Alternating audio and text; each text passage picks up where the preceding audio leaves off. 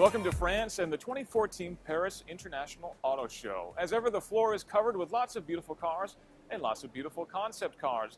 These are machines intended to give a bit of a design statement for the brands that they represent. Cars that may be too big or too impractical or simply too far out there to ever show up on a showroom floor. In fact, many of these cars may never see the light of day again.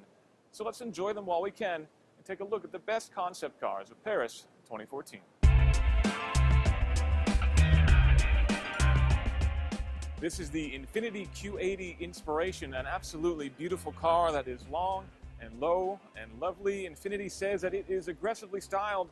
I have to say that is a bit of an understatement. On the inside, it is, of course, packed with technology. There are dual heads-up displays up front, one for the driver, one for the passenger. The car can drive itself, but it can also give advice to the driver, for example, telling them when to change lanes in traffic to avoid the worst of it. The rear seats have plenty of technology too, high-definition displays for entertainment, but the best form of entertainment, perhaps, a bottle of champagne that's nestled between the quilted leather seats. Now, what's under the hood? Probably nothing at all. This is a show car after all, but Infiniti would like us to believe that it's got a twin-turbo V6 with a hybrid powertrain giving a total of 550 horsepower, yet still delivering 42 miles per gallon, which isn't too bad. Next up is a concept that's looking a little bit closer to production. This is the Audi TT Sportsback, a four-door version of the company's iconic Roadster. Now, if you told me before the show that Audi was going to slap a couple of extra doors on the TT, I probably would have been fairly skeptical, but I have to admit, I think it looks great, especially the rear haunches with that sloping profile. Looks fantastic on the four-door, perhaps even better than on the two-door. Now on the inside, we've got the same 12-inch virtual display. That's the same as we see on the TT. I think it's a fantastic piece of technology. LED lighting all around. We've got laser headlights in the front, a 400 horsepower turbocharged motor that'll get you from 0 to 60 in less than 4 seconds. But despite looking like it just rolled off of a production facility, we're hearing that Audi has no plans of ever offering this for sale. So my advice, take a good look while you can.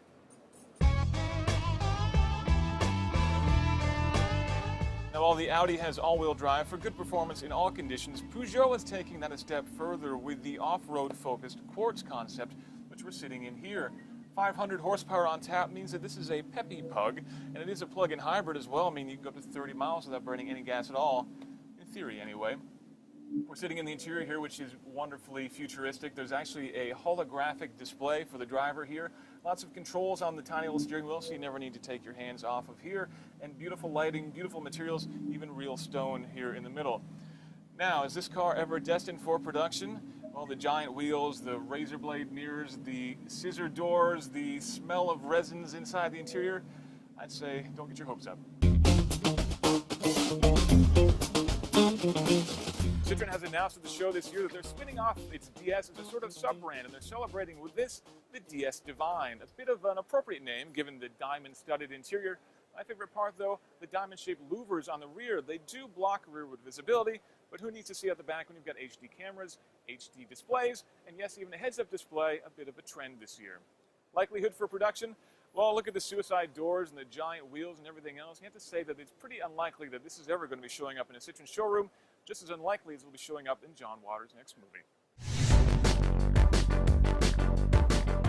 And finally, my favorite concept car of the show, this is the Lamborghini Asterion LPI 910-4. Yes, a very lengthy name, but the Asterion part is the most important. He was a mythical half-man, half-bull minotaur, and this car too has a bit of a split personality.